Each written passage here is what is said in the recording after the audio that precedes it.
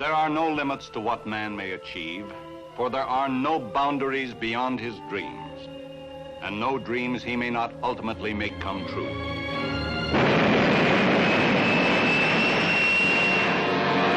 Destination, space.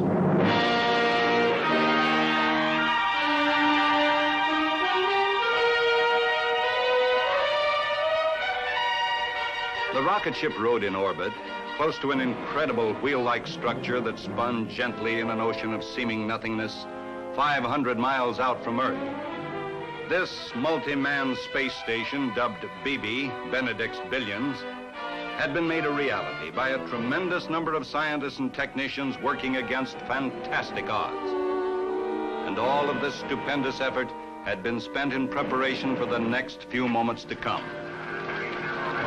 It was nearing the instant of launching of the rocket ship that was intended to carry the first men into orbit around the moon. Fuel transfer systems chill. The principal responsibility now was upon one man. That man was Jim Benedict, director of the U.S. space program. Close bypass valves. Bypass valves closed. Monitor nozzles. Nozzles adjusting. Fuel transfer system complete. Facility console ECS circuit breakers. Facility console ECS circuit breakers on. Start reactor power build-up for test. Reactor power build-up started. 2%.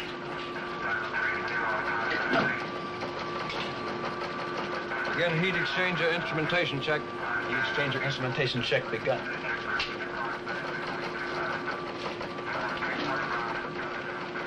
Advance reactor power to 10% criticality.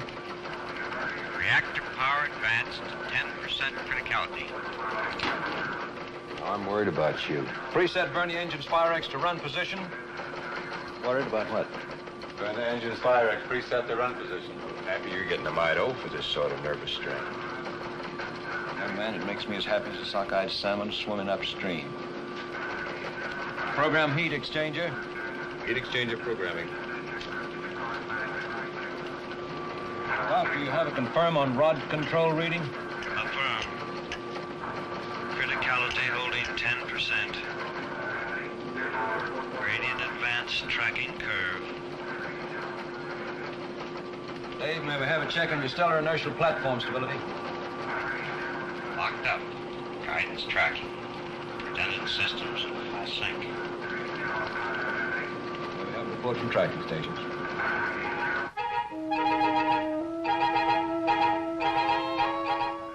South Point, Island of Hawaii, ready for tracking.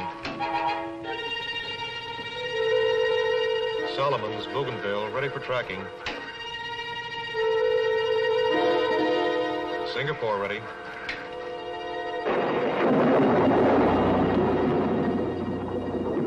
Ready at Nairobi, Kenya.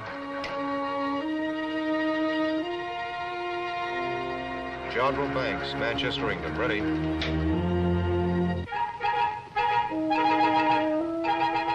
Villamil, Galapagos, ready to track.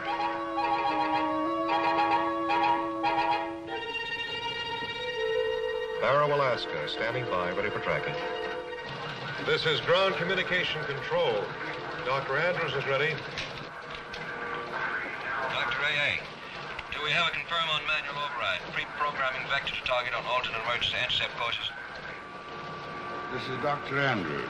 Confirmed programming. A Alpha, B Bravo, C Charlie, D Delta. Dr. Logan, do we have a confirm on alternate Vernier fuel calculations?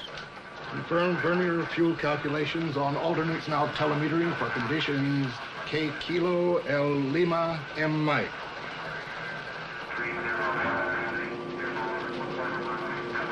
Pressurize main mercury tank. Main mercury tank pressurizing.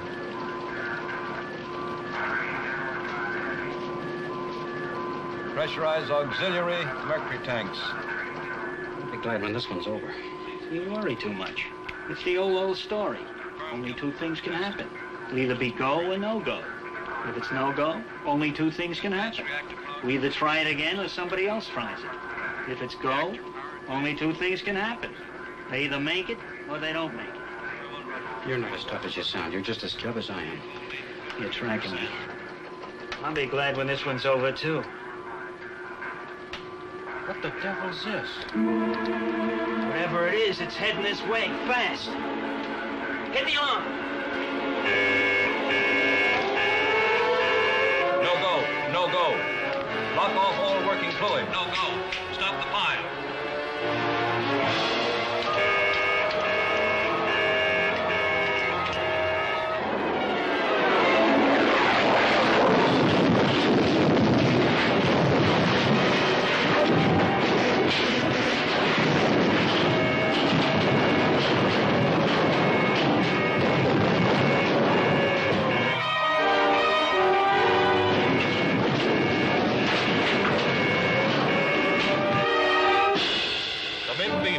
Come in, baby. This is ground communication control. Over. We've lost contact. GCC calling BB. This is Captain Schramm aboard rocket ship. BB in collision with meteoroid. Stabilize orbit. Stabilize orbit.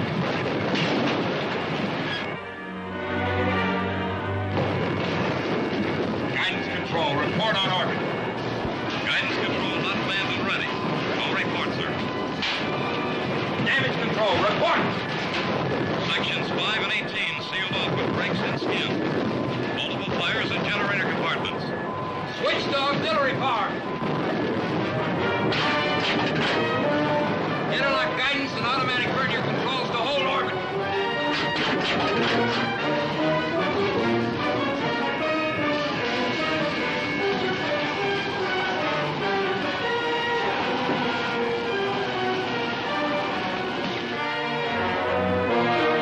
GCC calling BB. GCC calling BB. Come in, please. BB is pitching wildly, but seems to be sustaining orbit. If they go, what happens to us? All I'm worried about right now is them. Hey! Dolph! Come in, please.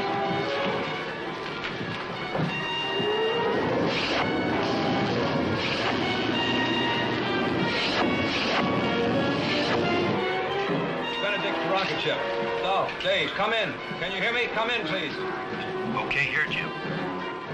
How about you? Some damage, but I think we're going to be all right.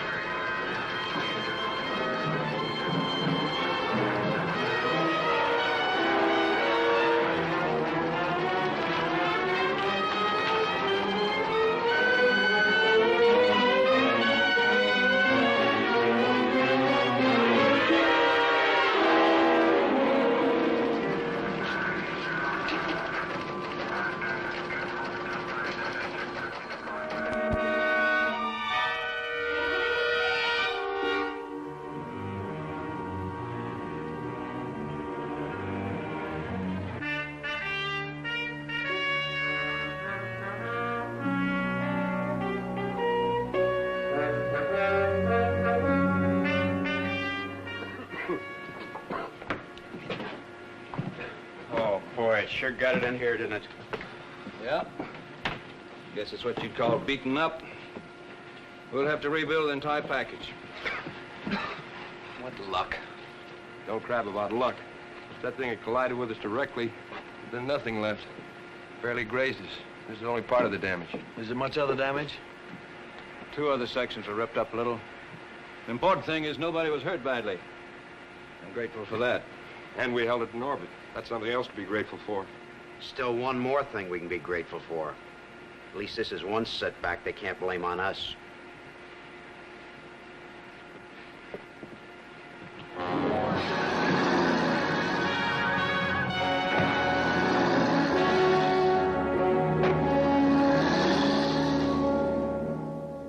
As director of the space projects, Benedict has done a great deal. But it's equally true that Benedict has promised even more. And the cost has been as spectacular as the achievements. Now we even wonder if that space station, popularly dubbed BB, or Benedict's Billions, is actually practical at all.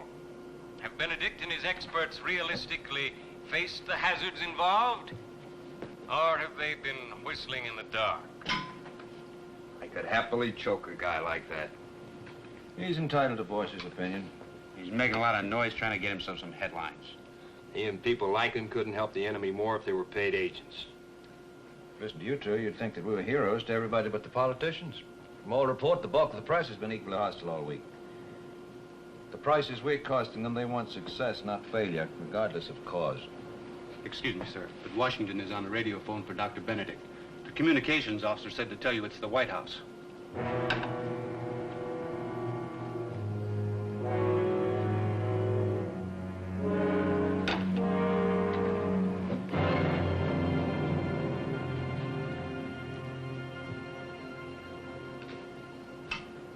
And that man's name is James Benedict. It's time the entire matter is investigated and reappraised. And it's my intention to have James Benedict subpoenaed by a special senatorial investigating committee on space.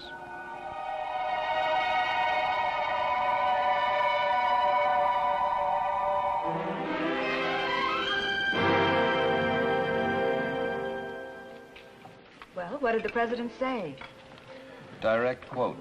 I don't want anything to happen to the space program. We're in for a tough appropriation fight to save it. I'm depending on you. What are you supposed to do? I don't know, June. I'll have to play it by ear. Well, I'm sorry about the setback. But here's to any minor mishaps that bring you back to me. Minor mishap. I'm ecstatic to be sitting here. But how can you call what happened to us a minor mishap? Well, I'll put it this way, then.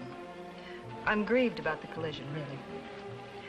But I'm downright enthusiastic about the subpoena. Yeah, how about that? It takes a collision with a meteoroid and a summons from the Senate to get us together for a couple of hours. Some romance. One, it's beautiful. When do you intend to marry me, sir? One of these days. I don't like to rush into anything, even though it's only a little thing like marriage. You know, I'm acquainted with literally hundreds of people. And I have to fall in love with a man who lives in an orbit. Guess you're just lucky. I spend half my valuable time looking up into the sky, wondering how you are. Wondering when I'm going to see you again. At night, when the stars are out, that's when it's the worst. That's when you seem so far. It's funny, but with me, it's just the other way around. I look down at the Earth, spinning slowly beneath us, and it seems so small. All the places on it seem close together. Sometimes I can even pick out this city. It seems like you're right below, and so very, very near. Must be beautiful. It's indescribable. I wish I could show it to you. Maybe someday. Maybe. What you do is so important. I wouldn't have it any other way. I'm very proud of you. I'll be glad, though, when you're back to stay. I hope you don't mind. I invited Kim to join us for Dave's sake. Of course I don't mind. Hi, June. Hello, Kim. Oh, Jim, gee, it's wonderful to see you. Thanks. You're kind of a stinker. I haven't heard from you all week long. You're never home. I phoned you for 3 days. I tried for hours to get you this morning. Well, that kind of proves that one of us is a fraud, doesn't it? Jim, you really are looking just great. Because I lead such a relaxed life. May I take your order, ma'am? What are you two having? A mixed green salad. Yeah, that'll do just nicely, thank you. You're looking pretty trim yourself, Kim. I've been eating like they were going to prohibit it tomorrow. I have put on 5 pounds. It doesn't show. Oh, yes, it does when I stand up. Oh, come on. Now, stop being evasive. Tell me everything, Jim, because I want to hear it. Well, let's see. Dave's in flawless shape. I don't have to tell you that he misses you. I expect he tells you that on the phone all the time. He's been telling me that he misses me practically since the day we were married. That's kind of the story of our lives, how much we miss one another. Move over, you have company. Well, at least you gals won't get tired of us. Oh. Is that so hilariously funny? Strange, I don't see any humor in it at all. Well, really, Kim, I don't either, but no reason to abuse ourselves about it. Doesn't seem to do very much good not to mention it at all, either. I have a feeling that it's going to go on until I'm old and gray. Or until you kill him. Kim, what a terrible thing to say. Maybe, but it's true. The newspapers call you the Space Project Team. You don't seem like very much of a team to me. Dave takes all the risks and you take all the bows. You know you don't mean that, Kim.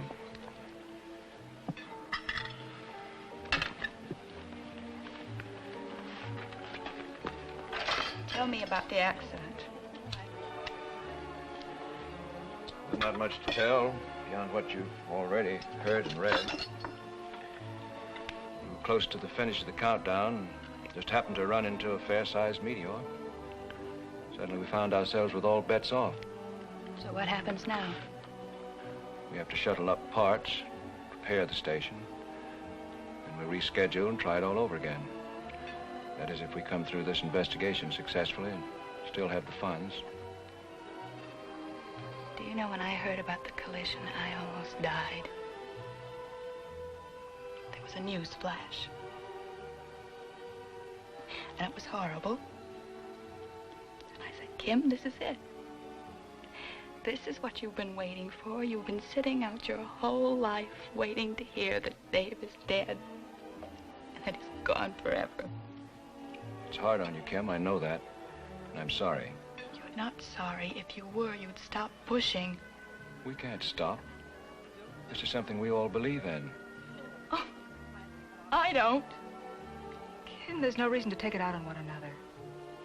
So now I've got to face another long wait.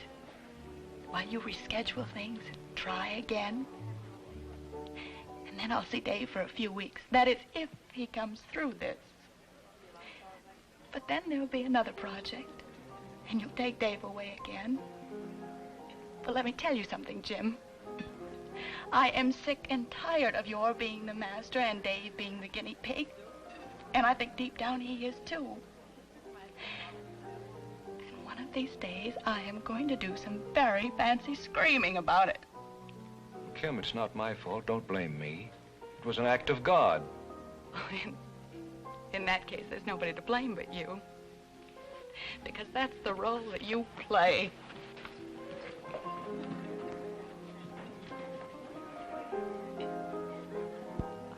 I'm very sorry for her. So am I. Sorry for you, too.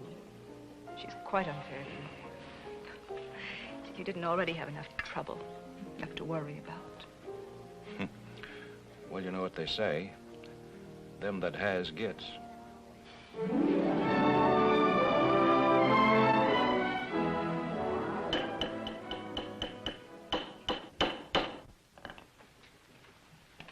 At this moment, is the satellite in particular hazard because of the damage sustained? No, sir.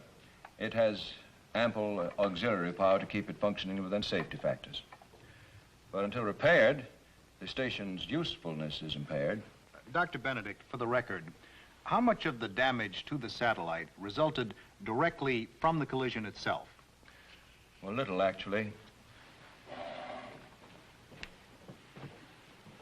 The meteoroid was a large one, but it fortunately merely scraped us, coming in contact with this upper portion of the structure, causing some tearing of the skin to section 18 and to section 5 from some hurled fragments.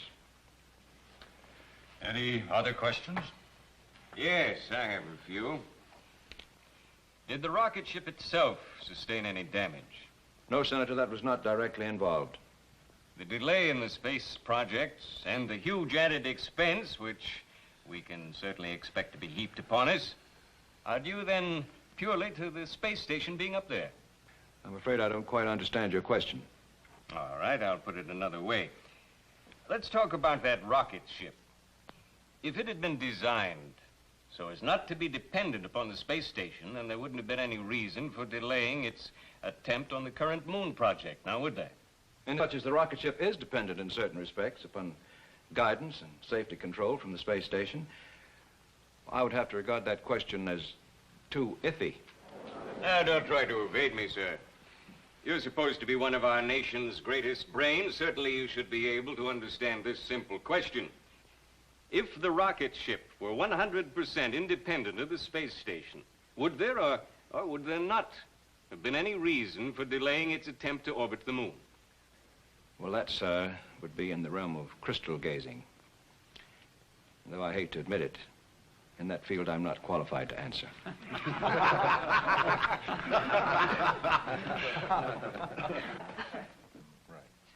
How soon after the station is repaired will the rocket ship be ready again to make the lunar attempt? A whole new system of procedures will have to be set up. The moon will be in a different position with relation to the Earth-Moon orbit around the sun, but these preparations should all be finished long before the space station is repaired. The statement you've just made establishes beyond one iota of doubt that the principal delay is due to the time required to repair the space station. I would say there could be no question about that. Fine, fine. Then if that is so, then this follows. We all know that launching a rocket from the surface of Earth involves many problems that are avoided by starting it from a high-speed orbit above our atmosphere.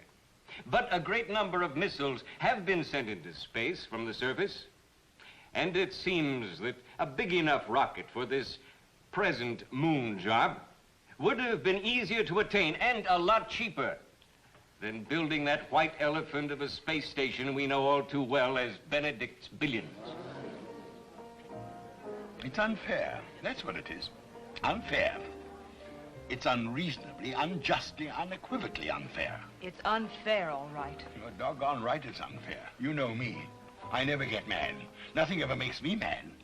I don't allow myself to get mad. But today I'm plenty mad. Dr. Andrews is right, Jim. This isn't a hearing. It's a mammoth soapbox. And Senator Royce is using it for personal speech-making. You're quite right, you. You're exactly right. The man's grandstanding. And he doesn't care who he hurts or what it costs. I'm used to it. It's practically a normal environment for me. Besides, it's not just me he's after. It's the wheel he's opposed to. Nonsense. He's opposed to everything we've done. He fought us from the very beginning, knowing that the publicity would make him famous. All right, that's true. So he's a demagogue, and so he makes loud and repetitious noises until the impressionable begin to listen. But I still have faith in the majority of Congress, and I have faith in the man in the street. He can be swayed this way and that, but when the truth eventually gets to him, he knows where to stand and what to support. But we haven't got time to wait for the man in the street. By the time he's made up his mind, we'll all be busted and out of business. That's exactly what worries me. I wish you two would eat your lunch. That's what the recess was for. Now, let's keep it official. Oh, no, I don't feel like it. Every time I think of that fabricating, phase-making phony, I lose my appetite. No wonder. It must be awful to be a sitting duck for an utter nitwit. It is. But worst of all, it gives the opposition a chance to blow their loud horns. Maybe we should blow some of our loud trumpets. Oh, come now, Dr. Andrews. I never heard a bragging or an egotistical statement out of you yet. Well, perhaps that's what's wrong with me. I'm too modest. Dr. Logan here's too modest. You're too modest. And the thousands of people who work for us are too modest. Well, what do you want us to do?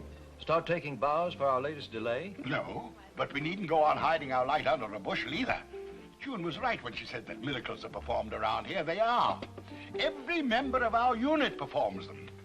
I perform 6 or 7 of them every day before lunch. And Dr. Andrews, if you can't perform a miracle, you build a machine that performs one for you. Oh, That's the easy part of it.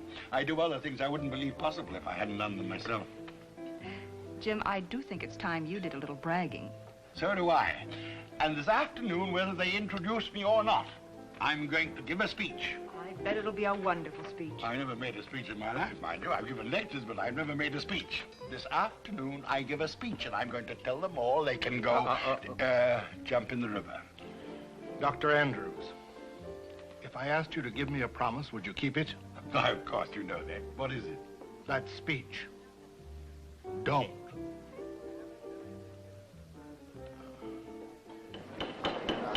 Mr. Chairman.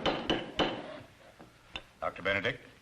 Before the lunch recess, Senator Royce made a statement about the space station, intimated its use being limited merely to its being a jumping-off place. Well, I think it only fair to place in the record a correction to that impression. Proceed.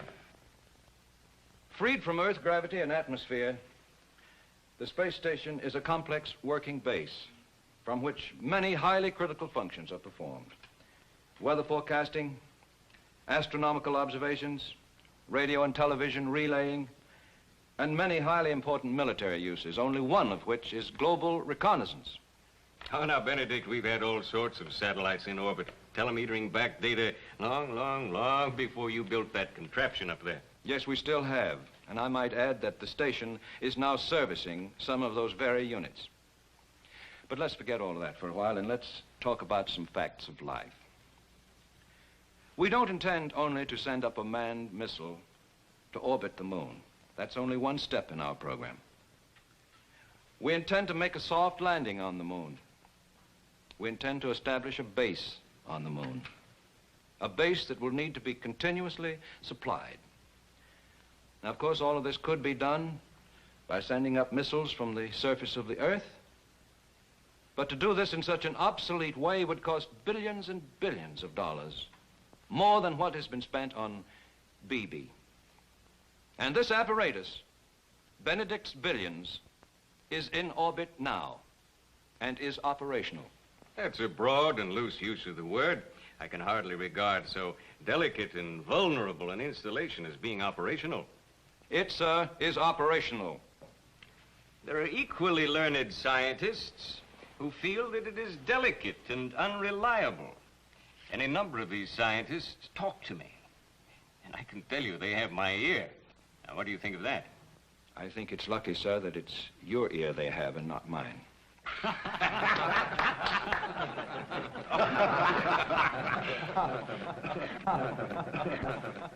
I don't think that this is any time for levity. I'll tell you what I intend to do, sir. I have as scientific advisor Dr. Kurt Easton, whose reputation is unassailable. I'm going to see that he's appointed to return with you as official observer on the station. I think we've arrived at the moment when this committee is entitled to some first-hand reports, which may not necessarily be in concert with yours and your personal organization. And I can tell you the Pentagon better not try to block it. If this committee sees fit to appoint such an observer, I assure you no one will try to block Dr. Easton. And now, sir, I want, here and now, as part of your testimony, an honest and frank appraisal of whatever other predictable hazards the space station really faces. Sir, there are any number of hazards and dangers, ranging all the way from radiation to innumerable possibilities of mechanical failure. But if you demand my frank appraisal of what I consider to be the greatest danger, it's the vacillation, the continuing swings of certain sections of public opinion. From the earliest days at Cape Canaveral, when we were first trying to outdo the first Sputniks, many people have teeter-tottered between anguish and triumph. Whenever the enemy made the slightest advance, loud voices proclaimed that we should beat them at all cost. And whenever the slightest gain was made, this unfailingly was followed by periods of apathy or complacency. And through it all, a few kept up the weeping and the wailing over the cost of survival. And there have always been political opportunists ready and waiting to grab a headline by jumping on the crest of each wave, whether it be one of enthusiasm or one of despair. Those of us on these projects are well aware of our responsibilities. And we recognize the value of committees such as this one, calling us in from time to time for a reckoning. And it's good that they take us to task and keep us on our toes. It's of little importance whether one by the name of Benedict bears the principal responsibility or someone else. I do not speak for myself, except to say that if I seem to be failing, I should be replaced immediately. But let us make up our minds once and for all whether we want an all-out space program or not. And if we decide that we do, as I pray we will, then let us remain constant to that purpose. And in the name of the future of our country, let us stop being like a changeable wind, blowing hot one day and cold the next. Instead, let us go forward in the American way, pioneering new frontiers without fear, taking pride in accomplishment, yet facing dangers and disappointments with resoluteness and without qualms and complaint.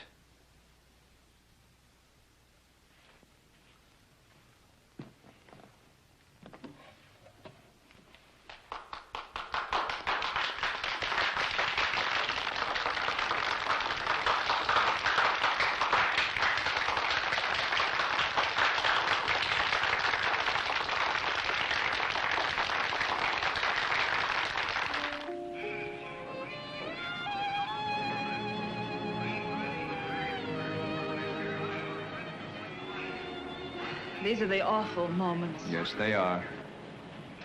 I'll be thinking of you every second. And I, you. Good evening, Dr. Easton. Hi there. Dr. Easton, may I present Miss Kramer? Hello, Doctor. Delighted, Miss Kramer. Dr. Easton's going with me to the wheel as an observer. They told me I could get on down and climb aboard. Yes, I'll join you in just a few minutes. This is quite a night for me. I've been around a lot of rockets in my day, but I've never ridden in one. I'm not ashamed to say that I'm beginning to feel the full throes of panic creeping over me. Well, it's pretty dreadful for a man to attain the age in life that I have and face up to the fact that he might be a weak-kneed, quivering coward. Well, don't let that worry you, Doctor. That's almost normal behavior. Even after a lot of trips, the fellow's on the nervous side. Everybody's first experience is terrifying. Well, what gets me is how I blithely accepted this assignment. For some peculiar reason, I don't think I was actually aware up to a few moments ago of the fact that I was getting myself in the situation of being shot out of a cannon, going up and coming back. You can't tell a thing about it. You might love it. Well, I'll tell you this, it's never going to become a hobby.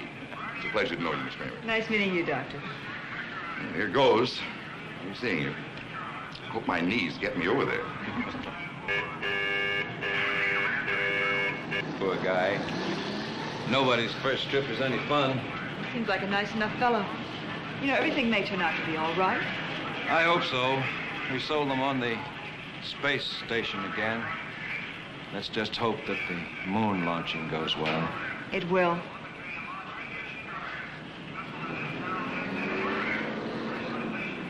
We won't be leaving for hours yet, probably not until after sunrise. Maybe it would be better if you didn't wait until we launch. Would you mind awfully? I can't stand to watch you get into that thing. Oh, it's not so bad. So long, fella. See any Martians? Give them my regards.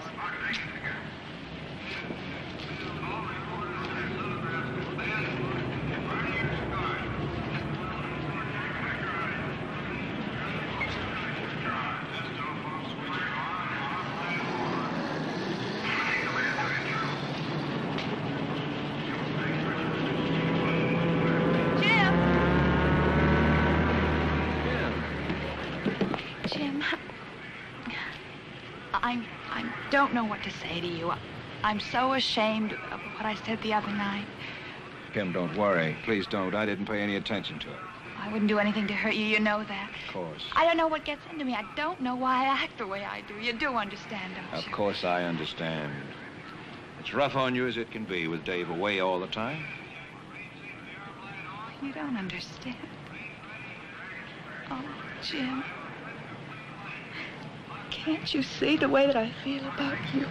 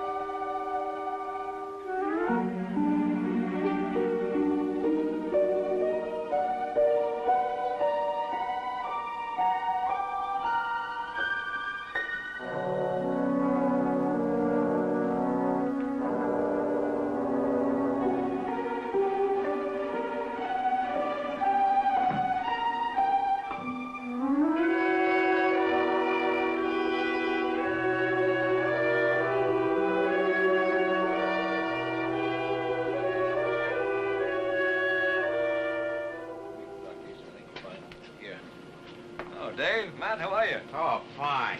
You look great. Thanks. Good to have you back, Jim. Thank you. I'd like you to meet Dr. Kurt Easton. Colonel Matthews, ship commander, my associate Dave Rimmel. Welcome aboard, sir. Thank you. Nice to know you. How do you do? I believe we met once before at a symposium. You read a very interesting paper concerning missile trains. Well, yes, I do remember. That would have been a couple of years ago. MIT, I believe. That's right. Well, as you know, Dr. Easton's going to be with us for a spell as an observer for the senatorial committee. I hope I won't be too much in the way. On the contrary, sir, we're proud of what we're doing up here. As a matter of fact, I'd like to take you on a tour of the wheel right now. Fine. I'm anxious to see all of it. Well, I'll meet you in a little while in the control complex. Good. See you.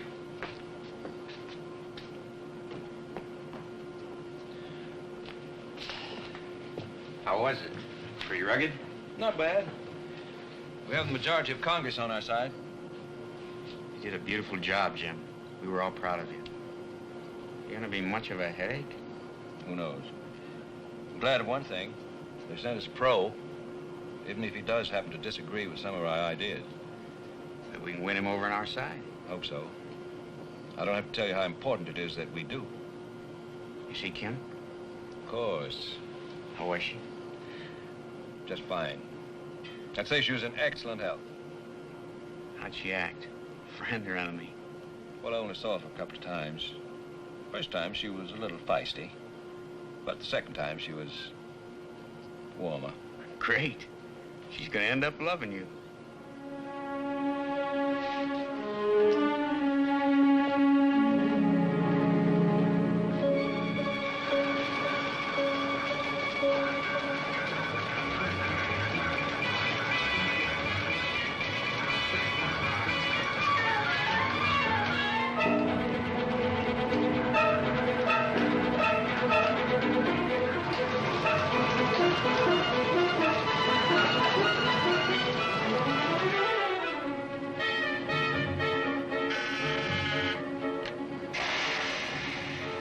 Dr. Easton, come in. Have you got a minute? Yes. I know the countdown's about to begin, and well, I just wanted to wish you luck. It's very thoughtful of you. Thank you. Well, I've been up here just about a month, and I must say I've been more favorably impressed with each passing day. That's good to hear.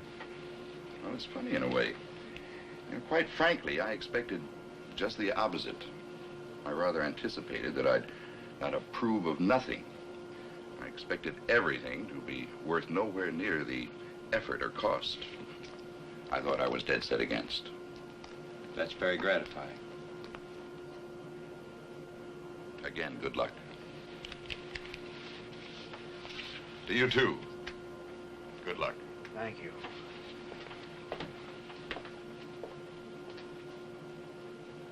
Well, we're ready, Jim. We're about to get over the rocket. Take good care of yourself, baby. Don't let anything happen to you. I'll try, believe me, I'll try. I'll go down to the airlock with all of you. Jim. Yeah? I know I'm repeating myself. Stop worrying about Kim.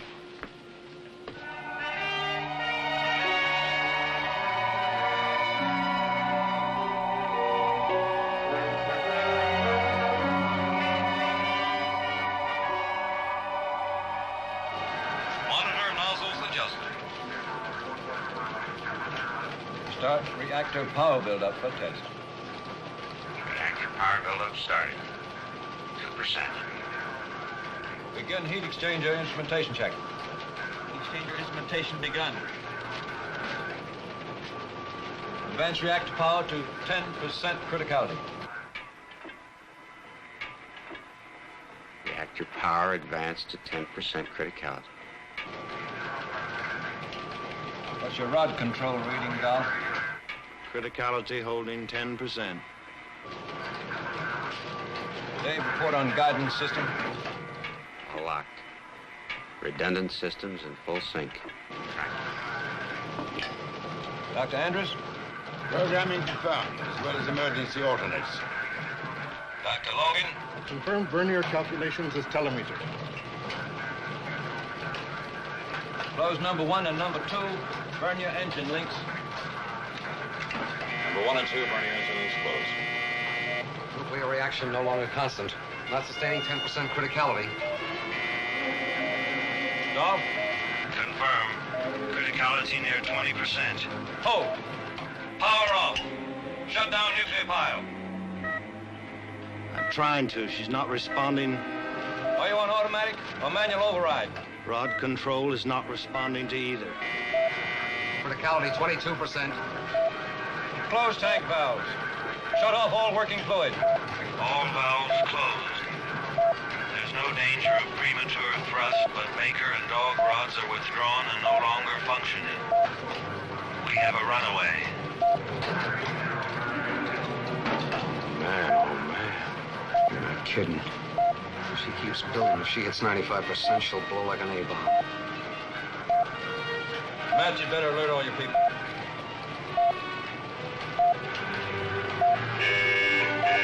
Attention, all ships company. Attention. This is Colonel Matthews speaking. We're faced with a possible nuclear explosion of the rocket ship. All personnel man emergency stations. Man emergency stations. Secure all compartments.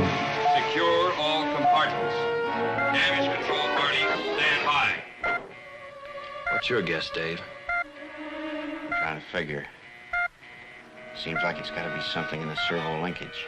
24. We've lost pressurization and thermal control in Charlie component. Jim? Can you give me a reading of pressure and temp in Charlie component? Sergeant? Pressure and temp lost in Charlie. That's your trouble. The servo linkage will be broken in that area. Criticality 26%. Got to get that pile closed down, and there's no way of doing it while those rods are out. We'll wait until we know exactly what's fouled up. 28%. Those are secondary servo units in that component. They activate the pneumatic system of the reactor. I can climb in there through the central column if we manage pressure. Damage control, manned and ready. I'm afraid that may take too long.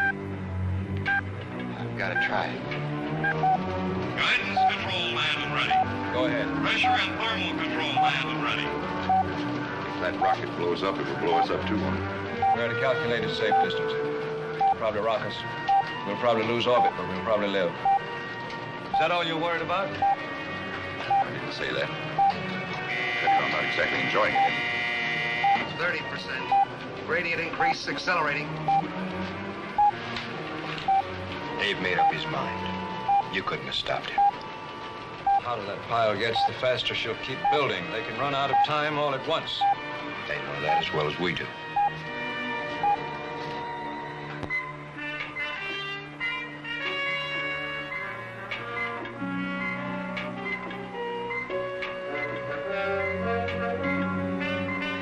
Ready now. Head pressurization. Depressurize rocket. Criticality 32%.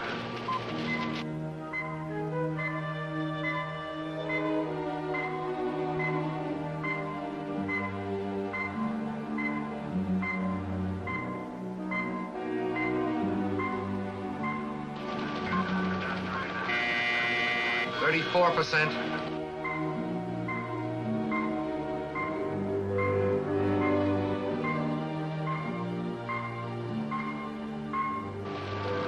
Dolph, is Dave able to get through there? Yep, he's making it. 36%.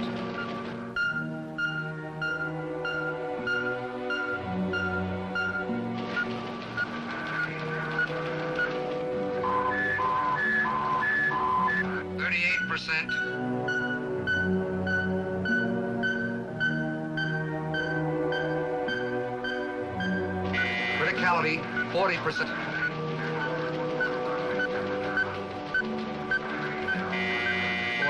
%.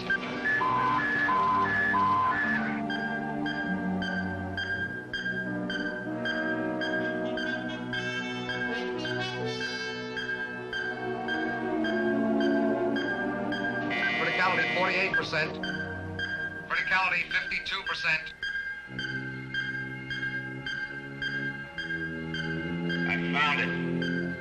I found it. A small bleed-off duct of a hydraulic conduit burst. Fluid blew out in globules and froze against one of the servo units of the rod activator. It's jammed with ice. Can you free it? I'll need a finer instrument so I don't foul it up. I'll get it. At the rate the pile's building, she'll explode before you can accomplish anything. I can make it. No, I don't want you to try. I want you all to abandon the rocket. How far can we walk in the next 30 seconds? Where do we go?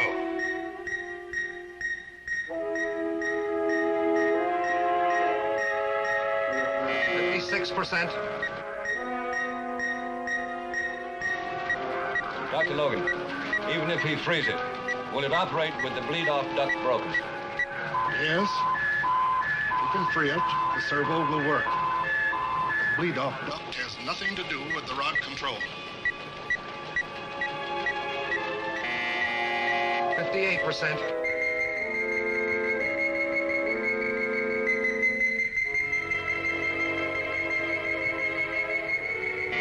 64.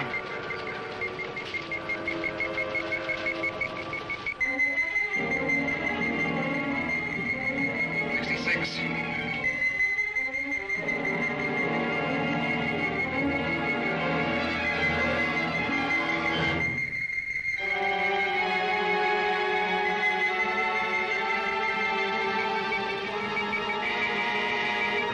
70%. 72%.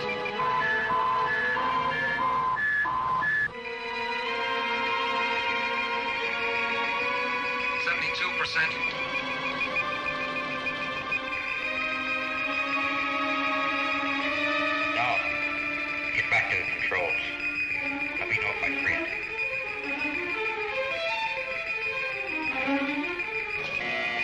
74%. 76%. 78%. 80%. Any action yet, Tom? No, not yet. She's still stuck. 4%.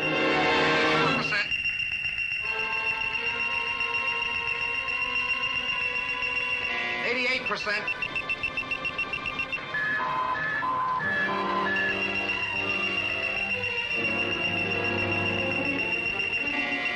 90%. She's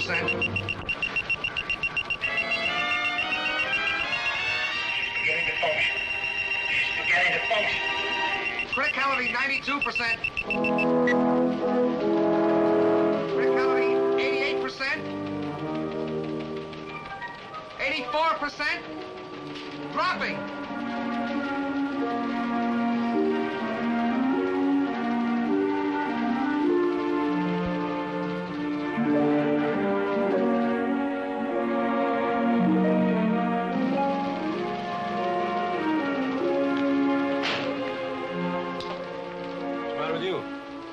More delay. Another month. You're right. But it's a month that Dr. Easton can help explain.